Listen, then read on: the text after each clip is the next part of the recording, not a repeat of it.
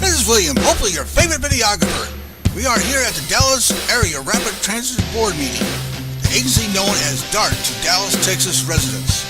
As a service to the Dallas community, we plan to cover DART board meetings from gavel to gavel. Public comments are required to keep DART board aware of issues close to the ridership that they may not get through other resources. And we have a quorum? Thank you. Okay. All right, good evening. It is now 6:38, pardon me, and we will call the DART Board of Directors meeting to order. The first item on the agenda will be the approval of the minutes from May 8th, 2018. Does anyone have any edits or changes to the minutes? Seeing none, do I have a motion to approve? Mayor Slagle and Mayor Sofer. All in favor, please push your button. And all opposed, push the other button.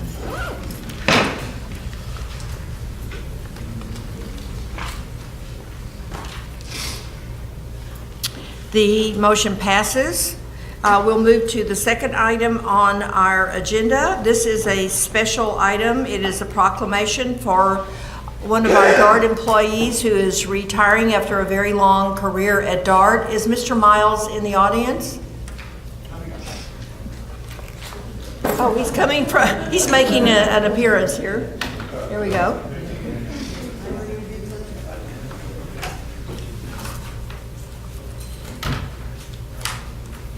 Great. All right. Well, we have a special honorary proclamation for Mr. Miles. And I will say, I'll take the privilege of saying that I first met Mike when he was on loan from the city of Dallas, and I worked for the Dallas Chamber of Commerce, and we met at Love Field where the IRTA office was. IRTA. Y'all Exactly. we used to be IRTA. Lovely. Aren't you glad we changed the name? Sue, only Yeah. you and I know that. In the room, I Exactly. think. So it's been a very long time. So Yep. I'm extremely pleased to be the chair who is able to wish you bon voyage after a very long career. And I'm going to read your proclamation, and then Gary and I are going to come down and give this proclamation to you. Okay. And it's very big, and it says, this is commemorating the service of Michael Miles, whereas Michael Miles has played an active role in bringing the vision of regional mobility to North Texas for more than 30 years, whereas Michael Miles is generally considered the first employee of Dallas Area Rapid Transit, arriving prior to the creation by voters on August 13th, 1983. And whereas Michael Miles has served the agency in a variety of capacities, including project management, community affairs, and most recently as the Vice President of Government Relations. And whereas during his tenure, DART has grown from an idea to a voter-approved agency to an internationally recognized multimodal transit system responsible for more than 60 million passenger trips annually and contributing multiple billions of dollars in economic development. And whereas in his various roles, Michael Miles has helped shape public perception of the value of their investment in transit and has prepared the region for the next generation of mobility services. And whereas Michael Miles is retiring from DART on June 1st, 2018, having helped the agency grow and mature, and more importantly, made substantial contributions to our region and the quality of life of its residents. Now, therefore, be resolved by the Dallas Area Rapid Transit President, Executive Director, Executive Vice President, Chief of Operations, that DART takes that on this 22nd day of May 2018, DART employee Michael Miles be recognized by this body and thanked by them for his many years of service to DART and the people of North Texas. The Board of Directors and the President Executive Director hopes he may enjoy nothing but happy days in his retirement, with the knowledge, because of his contributions, he is leaving our region in better condition than when he first arrived. So thank you, Mike. Appreciate it. Thank you.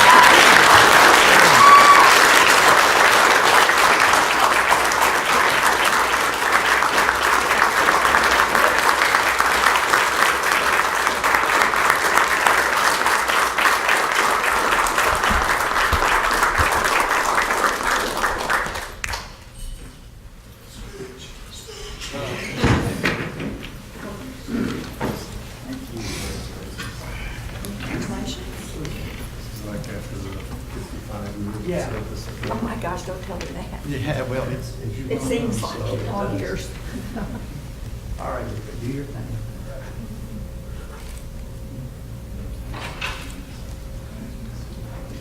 Super.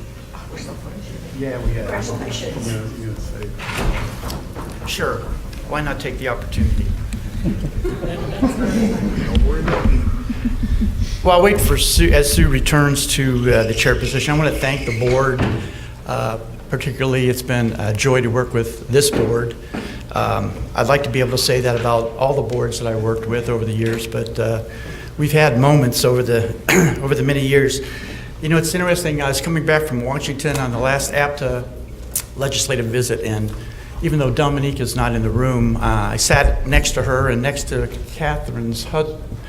And the first thing I always do when I'm in front of a group is I ask who was born in 1983 and kind of assess the room to see how we can kind of adjust the presentation to see the relevancy of what they understand. I will tell you this, that the history is a very important thing with this organization.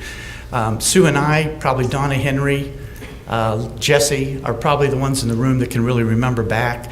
You've had some tough discussions today, and they're meaningful discussions. But I will tell you, there were early years from 1985 to 1990. It was at best tumultuous. We stayed up late, meetings went long, the public was becoming disenfranchised, suburbs were being disenfranchised, the city of Dallas was disenfranchised. We really had nowhere to turn. We had 25 board members, so that's why you have a space in between each of you. There were 25 board members at that time. And it was very difficult because regionalism was really what's key to all of this, and that was simply the vote in 1983. It was a very simple ballot language in all the, I think there were 21 cities that participated, and they said, well, do you want to vote yes or no to tax yourself for the creation of a regional entity for transportation purposes, and that was it. But there was two parts that went with that. There was two maps that had been developed and a robust outreach that showed those maps to anytime two or more people gathered in a space, we broke into the presentation. One was a rail map and one was a bus map, and those have continued to be our guiding light, if you will, since that time. So here we find ourselves, and there's been an incredible number of decisions that have been made. I could go on and on and on about a lot of those, but they're very significant, and they continue to keep the region intact. And I'm fortunate enough to go with Gary to a number of meetings where we have some other regional players, and there's not many regional players in the region. You look at DISD starts to get there, you look at Parkland Hospital, it starts to get there. But none of them, and I guess those two are as close as we get to touching as many people as we do in the community. And we do it 365 days a year. That's what's remarkable. Every day there's operations going on, and we're serving people, and that's really what it's about. That we're out there, we're doing what we do, and we only control so many things. We don't control housing policy, we don't control transit-oriented development zoning, we don't control where sidewalks are placed, we don't control loose dog policy. All of those weigh in on us. And it makes it very difficult because the region is often looking for a magic bullet to find somebody to take care of the homeless population or take care of some of the ills of society. And we just happen to be everywhere, so we're right there in the scope. And since we take a sales tax, we have to be transparent, we have to be ubiquitous. We're everywhere, so we're often an easy target. So I would tell you that early on, some wise people said some things, and it's really something that stuck with me. It said you can easily judge a man's character, or you can easily judge the character of a man by how he treats those who can do nothing for him. And that's kind of been my mantra as I've gone through this organization. I've been out on point on a lot of community affairs meetings, a lot of city council meetings, a lot of board meetings, a lot of committee meetings. I've always endeavored to really serve this agency with passion, trying to correct a lot of misrepresentations. But the history is really important. I think it needs to be detailed. I think it needs to continue forward. And those, if you don't know it, I think it's very valuable for those who need to know more about those early years to take it in, because there were some real giants of our area that led us to where we are today. So with that, I thank you very much, and I appreciate all that you've done, and I appreciate the service at DART. So thank you very much.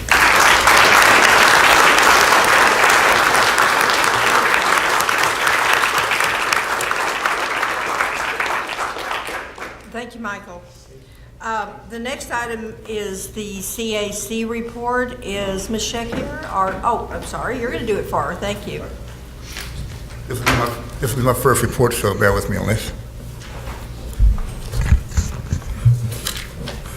Our May CAC meeting topic centered on a group discussion about subcommittees, as well as collaboration and support discussion for increasing DART ridership. Members talked about developing an internal survey and how these might be considered for use beyond the CAC. One of our subcommittee chairs offered to compose the survey results and that they might be presented to the board of directors. Committee members agreed that it would be useful, particularly if it is a way that might contribute to the annual survey conducted by DART. It was noted that general survey results could be accompanied or broken down by individualized member cities. Committee members stated that it would be useful to ask non-riders why they don't use DART and what it would take for them to use public transportation. Since many CAC members are on boards, commissions, and committees in their cities, since many CAC members are on boards, committees, and committees in their cities and participate in other organizations, they could utilize their presence at such events as an opportunity to investigate public transportation thoughts from different and more diverse gatherings of people that would normally be included in the DART survey. We have several committee members who will work on goals and steps for the survey project. We also have several members working on the collaboration and implementation subcommittee. Hopefully they will be meeting next week. All CAC members present at the May meeting expressed their readiness to start work on the plan and its tasks. In old business, one of our committee members stated that there is no code of conduct for DART riders that pertain to hygiene. She was dismayed that there seems to be nothing in the works to stop passengers from shaving on the bus or rail. While recognizing that it would be impossible to keep trains clean at all times, it seems that having a cleanup at route endpoints would be advisable to help encourage more ridership. It was also stated that she would like to see more security on vehicles serving the Spring Valley and Forest Lane stations. Lastly, she suggested improving directional signs at Love Field. In new business, it was stated that notices in DART public meetings, directions getting there by bus should be included in brochures. Signage along streets pointing to where meetings are to take place would be helpful, and cited poll election signs as a good example. CAC members agreed that street signs would be attention-getting and increase turnout at meetings. The committee is planning on presenting former committee member Joe Berklio with a proclamation honoring his longtime membership on the CAC and the Community Transportation Forum. Staff has coordinated this with board support, and reports August would be a good time for this recognition. We have requested a presentation on bus ridership. We have requested a presentation on system ridership and related information for our June meeting. Our meeting was adjourned at 7:38 p.m. Thank you. Thank you very much. Appreciate it.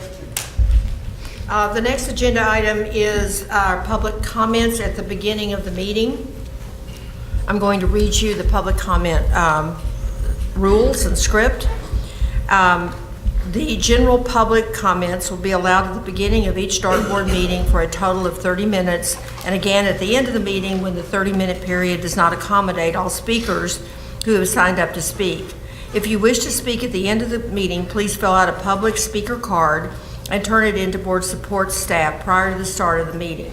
Individuals who have addressed the board in the past 30 days will be recognized to speak during the public comment period at the end of the meeting.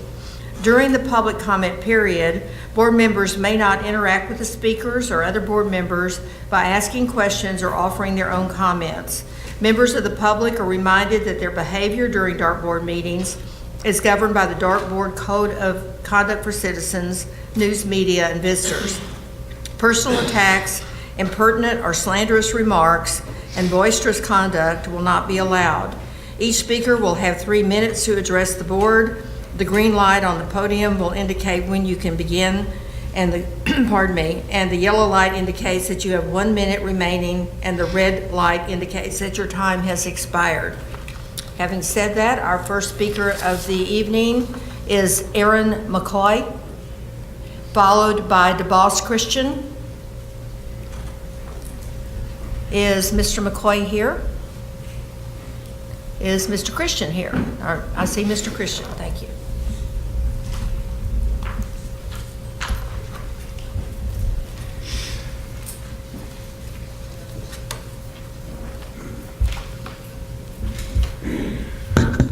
How you doing?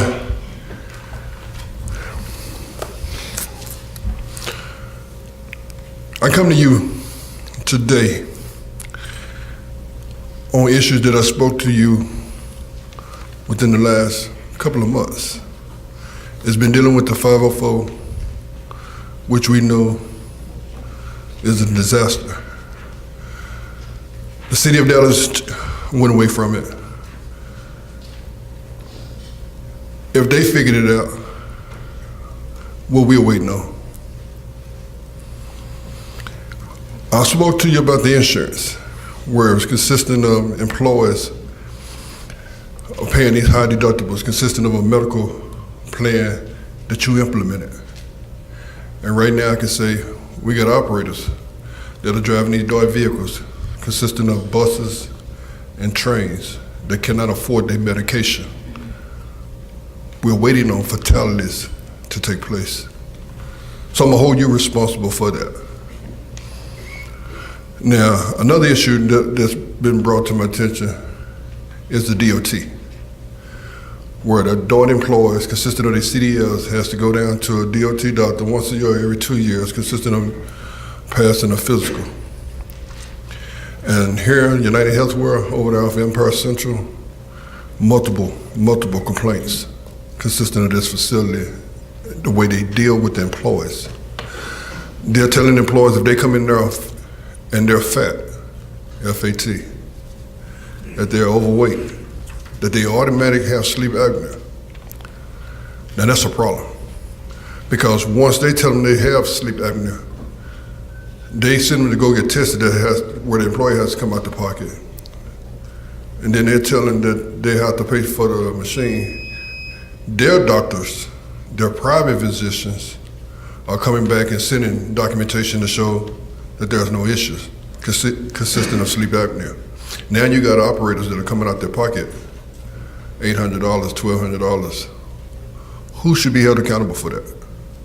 Because you're sending them to a facility that's telling you, cause you're fat, cause you're overweight, that you have sleep apnea. Now just like the DOT, just like this urgent care, it's not worth it. I'm coming to you again, and I'm asking you and I'm pleading you. I go back to history, and I heard one individual that sticks out to me that this language has been spoken on many a times, Martin Luther King. I have a dream. Well, today the boss Christian is asking, and I know what I'm saying. I'm dreaming a dream that you will come together, work together, grow together, and build side by side with the companies of DART, the passengers, and the customers. Thank you. Thank you, Mr. Christian.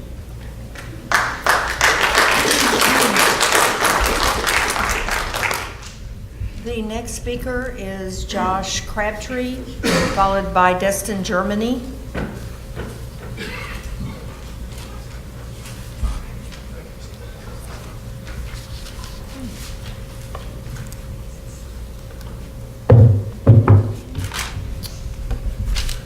Hello, my name is Josh Crabtree, and I'm a resident of the Dallas Design District.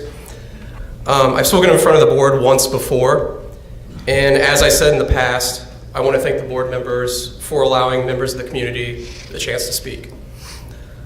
I'll be brief tonight. You're probably wondering why I brought half a chair up here with me. I don't collect broken chairs, I don't fix furniture or anything. The reason I brought it up here is, unfortunately, this is what DART riders are using to sit on at a stop in the south side of Dallas.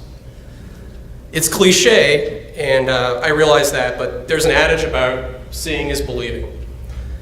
And so I asked if this chair could be brought in to show the board what some residents are using in lieu of a bench or a shelter area. I don't think anyone on this board or in DART management finds this acceptable. However, this is what some residents of the community are using, along with other makeshift amenities, some of which have been chained to signs to prevent from being stolen. If anyone does find this acceptable, you're free to take the chair home with you. I only ask that you don't place it inside.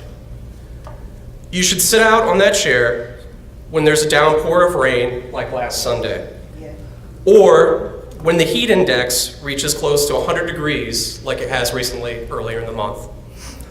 Or better yet, hold on to it and wait until next winter when the high temperatures reach 30 degrees like they did late last December. If you expect riders to do this, then it's good enough for you too, right? One of the members of the North Texas Transit Riders made us aware of the bus stop improvements request form on your website. We respect this process, and we're in the process of submitting several requests. We look forward to working with you to hopefully see those requests get fulfilled.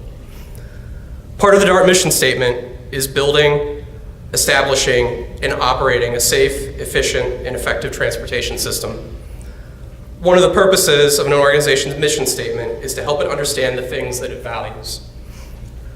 We're asking you to uphold the things that you value and do the right thing, whether it be for bus stops, employee insurance, fares, or the safety of riders and your employees.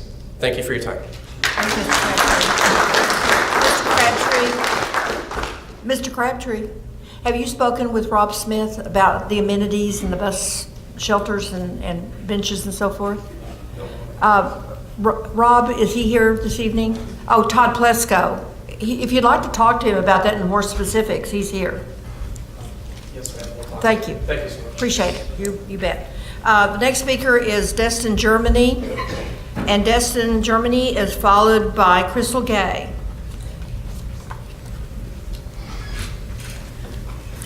Hi, good afternoon, board. My name is Destin Germany. Hope you all are doing well today. Josh did a really good job of wrapping up what we're talking about here. But I still think that the increase in the fares is still a big issue for most people. So I still just wanted to come up here and ask Ms. Baldwin to please rescind her vote as a Dallas resident so that we could relook at that issue and find other ways to, increase the money that DART can get besides increasing fares on people. Thank you so much. Thank you, Mr. Germany. Next speaker, Crystal Gay, followed by Susan Ball Thompson.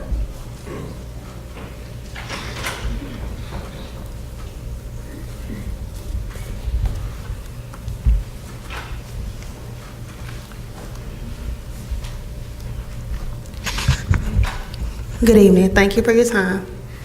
I come to you before today to speak on the insurance. First of all, I would like to say concerning myself, I've come to you before using myself as an example when in reference to my medication with my eyes. As of today, I am 3 months in, and myself and my doctor are still trying to find an alternative to try to give me my medicine. And I will be honest and say my vision is somewhat limited due to me not receiving my medicine. For the past 2 days, I've had the honor of meeting various people within my division, from salary to hourly. Some of the stories that I've heard have been honestly horrific.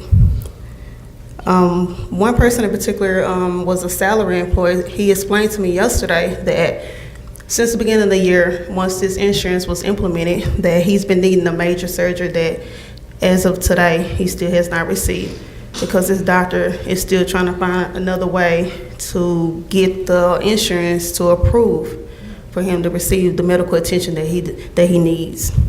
I also had the honor of meeting another individual that told me that her medicine went from not even $200 to now it's $1,500. She said that she has already exhausted her FSA account, and she doesn't know how she's going to be able to afford her medicine moving forward, and being mindful that this is medicine that she needs to take at least 2 times a day, and it is something that she really needs concerning her health.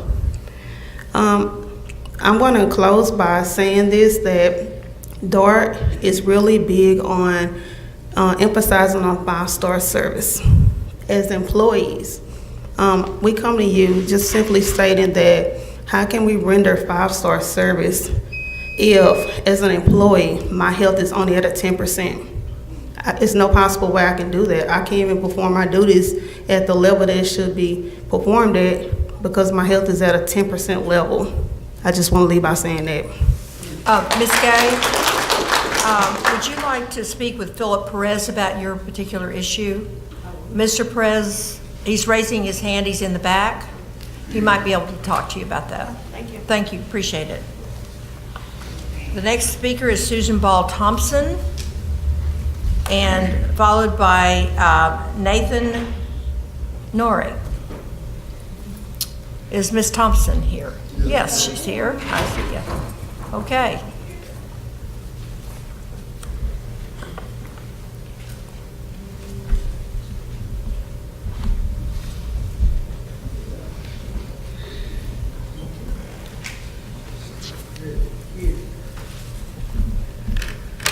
Hello. Listen. We listen to y'all. You need to listen to us. Hello. Good evening, panel, DART members, and my DART friend, the drivers. I asked, do you know me? My name is Susan Ball Thompson. We are 10-star drivers. We make your 5-star look good. We are 10-star drivers. We do our best at every idea and dream that you come up with for us to do. Do you know me? We are the drivers for DART. From the first day you gave us the opportunity to drive, we have driven for 20 years.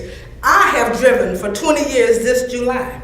Never ever had a wreck at my fault. I've enjoyed my job. I've been hurt several times in 20 years. What I don't understand is, do you know me or do you care? I've driven an over-ton bus that would pull a house. I've had 45 or more passengers on my bus. I've never got a speeding ticket, never ran a stop sign on a DART bus. I know I'm a 10-star. To make your 5-star desires and responsibility. So why is it that when we get hurt on the DART bus, you, the DART panel, DART staff, feel I don't have enough brains to know where I'm hurt, how I hurt, and where I ache? I don't have to lie to you. I need money.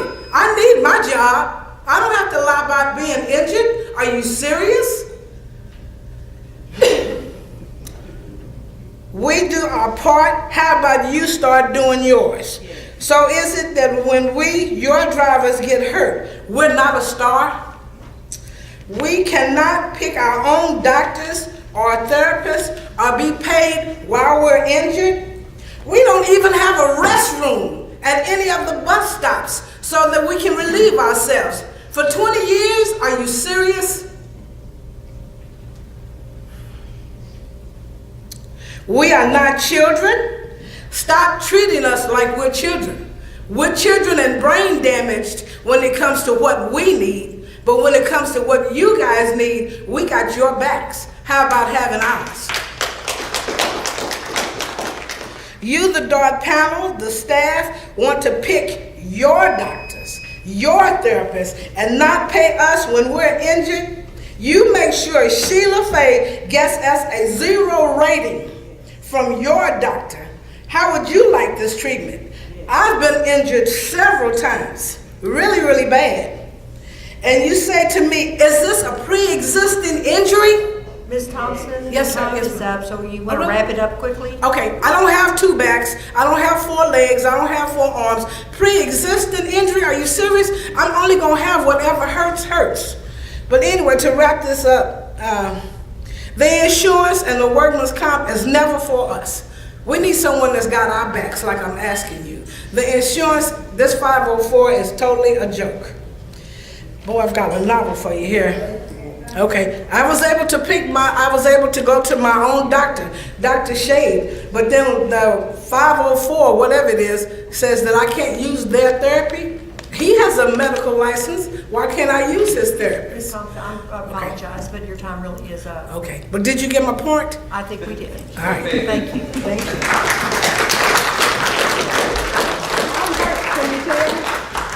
Nathan Norrie, and followed by Sally Unger.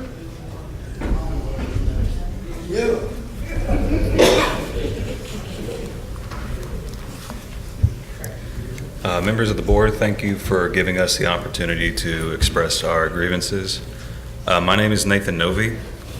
I'm a member of the North Texas Transit Riders, and as you can tell, we are all here to express our grievances towards the proposed fare hike and service, especially in parts of South Dallas, where, as you can tell, it's abysmal. And on the way down here, I was just thinking, just sort of, off the cuff, if a restaurant hikes up the price of every menu item by $2 without improving the service, that restaurant is going to lose business. It's going to go out of business. If an employer gets a raise or a bonus and doesn't do anything to improve his or her quality of work, they're going to get fired. What does that mean for DART when, after the previous few years, while it's excelled in certain facets, it's failed in many others, and you're going to turn around and ask for a 20% fare hike? I understand the reason why you would want to ask for this fare hike. I and everyone else here just want to express that there are other means of improving any sort of revenue whenever it's necessary, but you can't.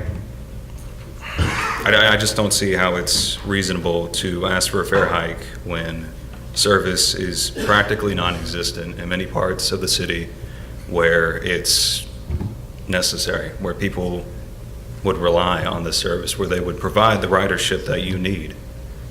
And it's just not there, or it's there and we rely on broken chairs and the cold ground to wait for a bus that may or may not show up. I ask that the board reconsider their options, starting with voting down the fare hike and assessing the situations at hand, not just in the transit-oriented development districts, but in other parts of the city where service is lacking, where it needs to not be lacking.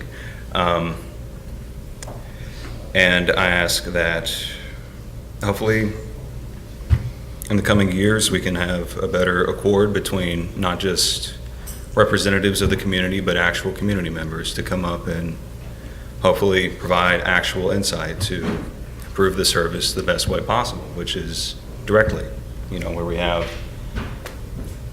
specific bus stops that need to be addressed, and among many other things. And I just hope that hopefully in the future we can improve this accord and ultimately DART can improve its reputation. Thank you. Thank you. Sally Unger, followed by Lucretia Riddick.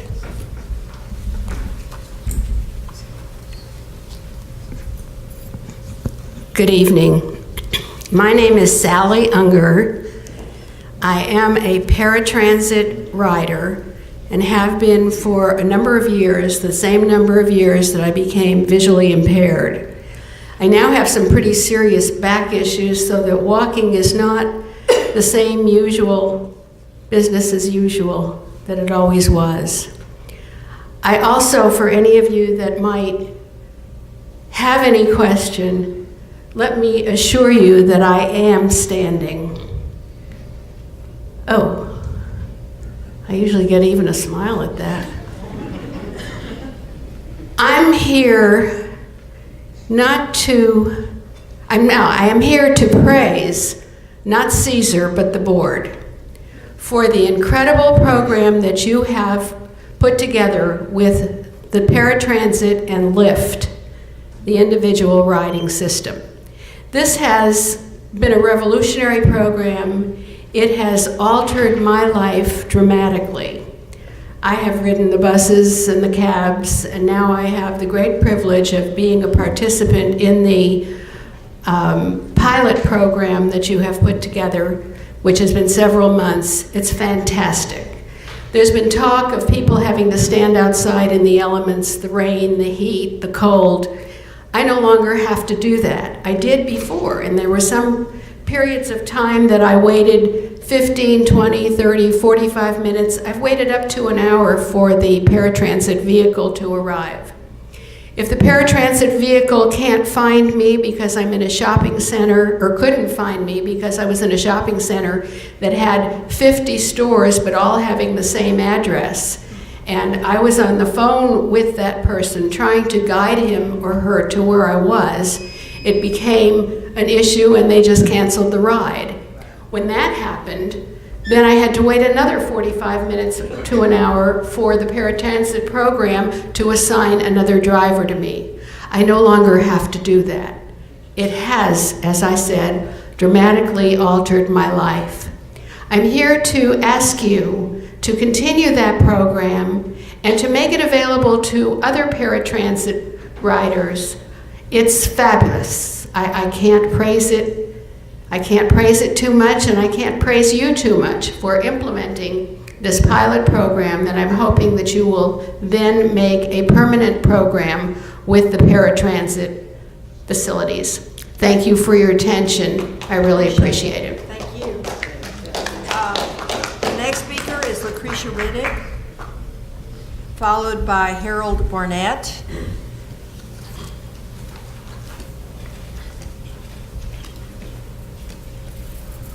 Good evening. I'm here to talk about this insurance yet again. I know you all are tired of seeing me, but it doesn't matter because I will be here until something changes. I have paperwork from 2 operators. Ms. Cobb, the first operator, she says, February 1st, 2018, my son was transported to Children's Hospital via ambulance, and I arrived approximately 30 minutes later, presented them with my health scope card, and they denied my son. My son was admitted for over a week, and I received paperwork that says that I owe over $60,000. Not only that, she's not able to afford it. She says that she cannot pay all of it on her own. She is a single mother.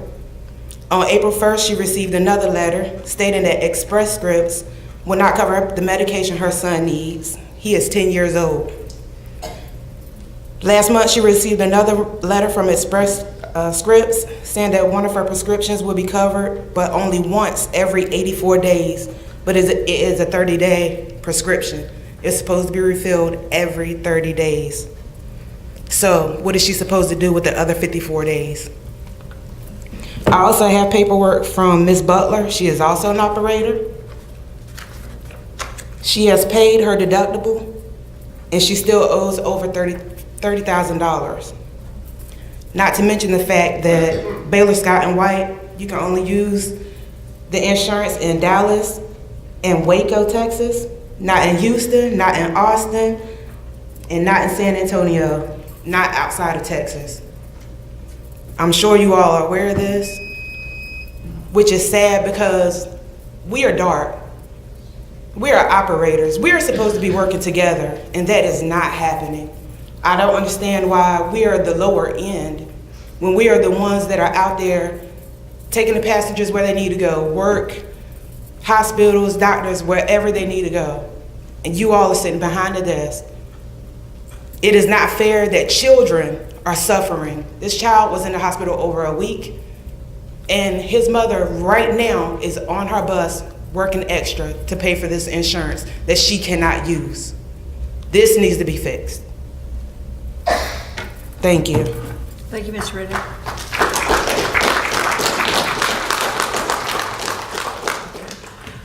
Ms. Riddick, would you like to speak with Mr. Perez right now? Yes. All right, please do. Thank you.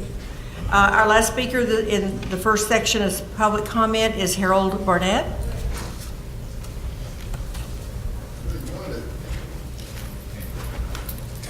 Greetings to all.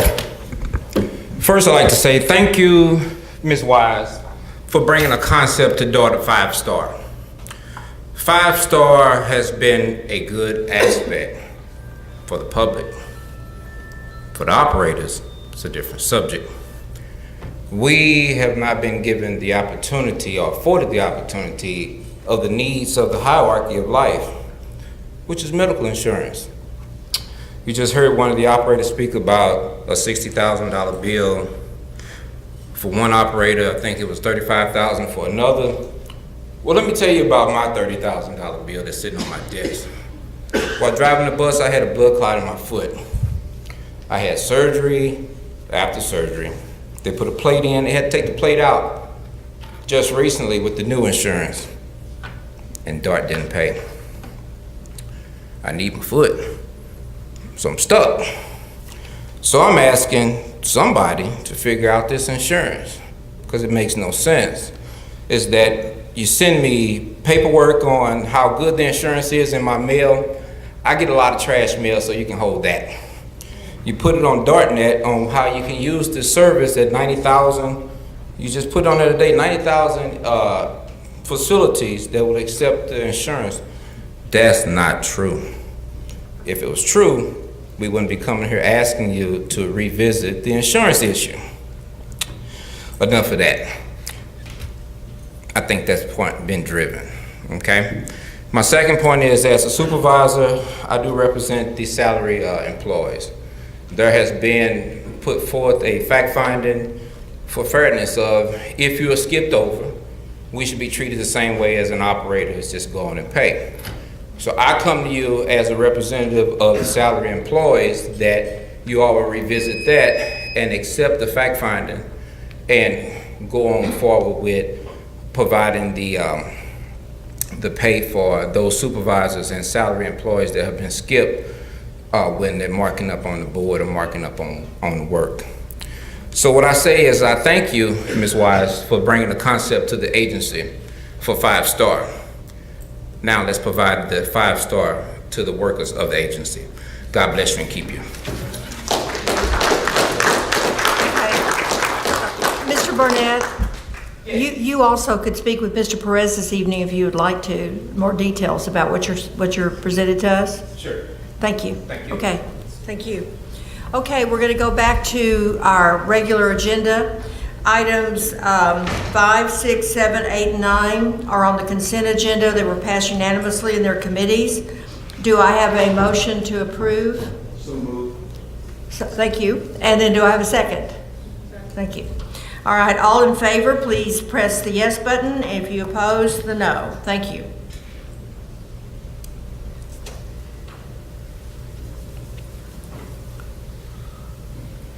All right, the motion passes.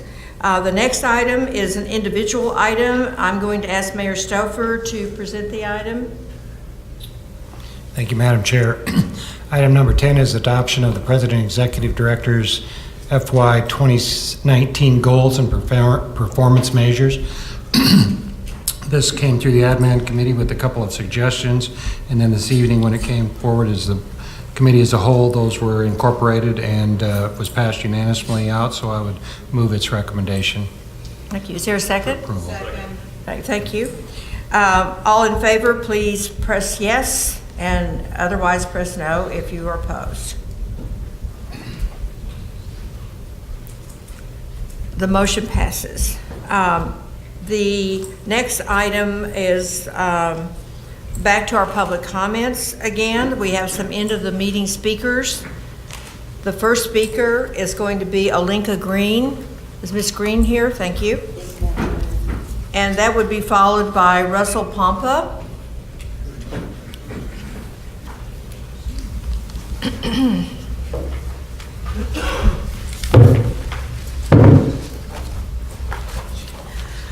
Hello again, my name is Alinka Green, and I'm here to represent the fair affairs. But I'm also here to speak on an issue that I talked about last time I was here was safe stops. Per Ms. Kraus, when I talked last week about the abysmal bus stops in my community, I was charged by Mrs. Kraus to take pictures and document what was going on in my community, which I did. This is a document of the bus stops in my community. It's called Safe Stops, May the 22nd. And it shows, if you can, go through all the bus stops in my community, starting with what a good bus stop looks like in Pleasant Grove. Cool seats, sheltered from the rain and the heat, lighting for safety at night, mown grass, and trimmed trees. As you go through Route 467, and I'll let you look at that, you'll see that sitting on this bus stop, you can get hit by an 18-wheeler. There's no place to sit, there's no shelter from the rain, and when from the heat. On this day we went out, it was like 97 degrees. As I said again, this is a document of what I said. This is my bus stop. As you go through this document, you'll see that the places in the packet is where I had to sit on this. This was my bus stop. Standing out in 98-degree weather last Saturday. This is what I sat on. We found this in a pile of trash. Ms. Green, So you have to took it address home. the board. I'm sorry. I just wanted the community to see this is what we go through as riders for DART. And as you go through this package, you'll see, if you turn to Route 405 Overton Road, you'll see that I'm standing in weeds on a bus stop with no shelter or anything. But the most pressing one to me is on Route 11, the 405 in Overton. I'm standing at a bus stop that's up under a high voltage power line. There's no shelter. There's also in here where you can go to the back and you can see that on Route 405, number 13, the community has taken a chair and put it up under the trees so they can get out of the heat and the rain and the snow. I'm a disabled woman. I pay for my bus fare. I should be able to have a seat and a shelter and not have to find a chair in the trash that I have to sit on or I hope that nobody steals for me to catch a bus. Now, we're addressing the fare hike, but this is unfair. This is unfair. So I'm not from Kansas and I'm not from Missouri, but I wanted to show you this is what I go through as a community. Ms. Green, Todd Plesko is right over there. Would you provide him with your packet and with those photographs for him to look at? Yes, I will. And so I wanted to let y'all know that this is what I sit on, and this is a lot better than some of the seats that we see at those bus stops. Thank you, Ms. Thank you Green. very much. And Mr. Plesko is right back there. He's raising his hand. And so if you would give him that information, I'd appreciate it. Thank you. The next speaker is Russell Pompa, and followed by Thomas Hutchison.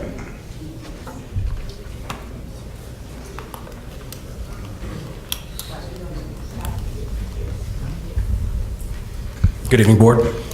First of all, let me tell you, I'm very humbled to be able to stand up here and share things with you, because I am certain that you are the authority that can make a huge difference here.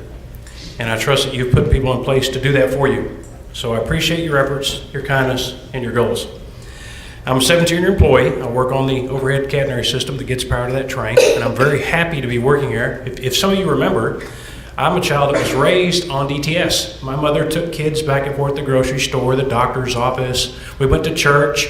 Heck, she even had us drag like 9 loads of laundry every week back and forth to a laundromat because there wasn't one where we lived. So I know the value of what we do here, and I deeply cherish being a part of this. I really do. It's personal for me.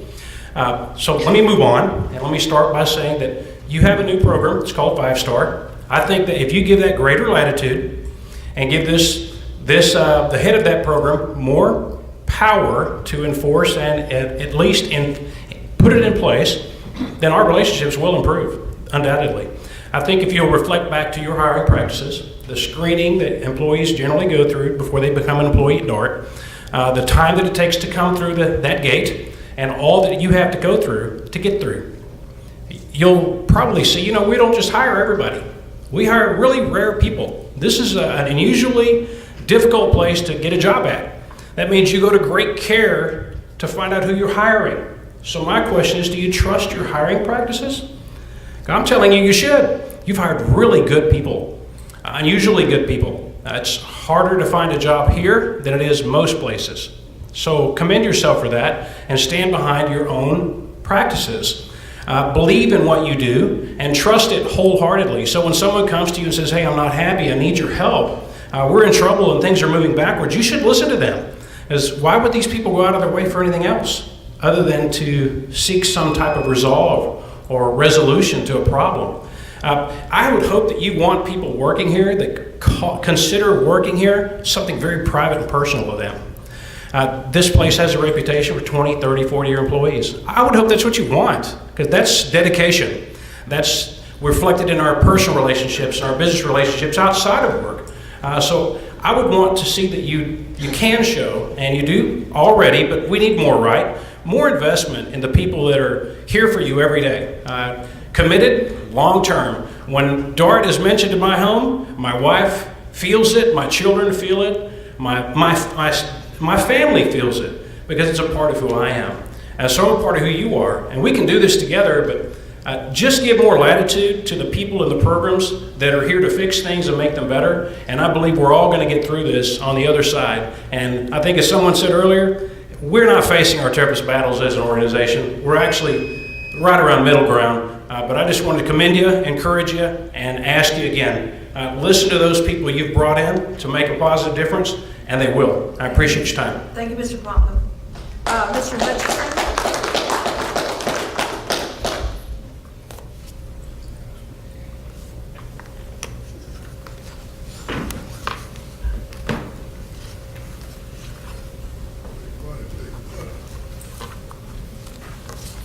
Good afternoon.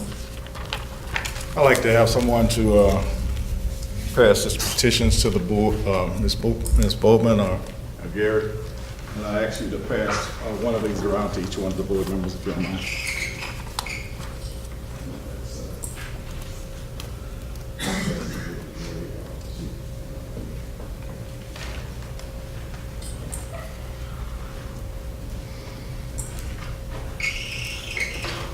My name is Thomas Hutchinson, 1911 Lavon Creek Lane, Arlington, Texas, 76006. I'm also Financial Secretary for Amalgamated Transit Union. I've been here 29 years. I've had a good opportunity over the years to work with Gary. I think he's an honorable man, and I think he has a heart. But I'm concerned about who put this insurance together, Gary. Whoever put this insurance together meant to put all or more, a lot more, on the employee's back. I've been here 29 years. We've never endured this scare. As you know, we worked with Ben and Linda. We had Medica for hard times. But what we got going on now, Gary, with who you got sitting, there's no hope. There has to be some changes. Because we're employees, we're out there, we're asking for insurance. This is ridiculous. Just 2 weeks ago, Thursday night, I took my wife to Arlington Memorial Hospital. Everybody knows, one of the biggest hospitals in Arlington. They don't even have the insurance on record. So all the billing now comes to me. They don't know nothing about HealthScope. So whoever developed this plan, and Gary, these people work up under you, so I'm held responsible when I get out and drive the bus. When I have an accident, I'm responsible if I'm wrong. But Gary, somebody on your staff is wrong if it's not you. And you know I respect you. I've worked with you with the EAC. We've met and conferred. We've had lawsuits. We've met. We've always worked things out. But this time, Gary, somebody needs to. We need to put somebody to work that's going to work on this insurance and do something fair for the employees, because as I mentioned before the last time, we got a raise, but if you look at that that petition that we gave you. We got no raise. You took all our raise and more. Boy, we work a whole year and don't get nothing. That isn't, it's not fair. And we can't even go see our doctor. My wife go to the hospital and they don't even know about it. Telescope, don't know what the insurance is about, not even in the system. No hospital in the Metroplex area should not been in the system for this insurance was okay. Thank you very much. Thank you, Mr. Hutchinson. That concludes our speakers for the evening. And so at 7:34 p.m., we adjourn the Dallas Area Rapid Transit Board meeting. And thank you all for coming down.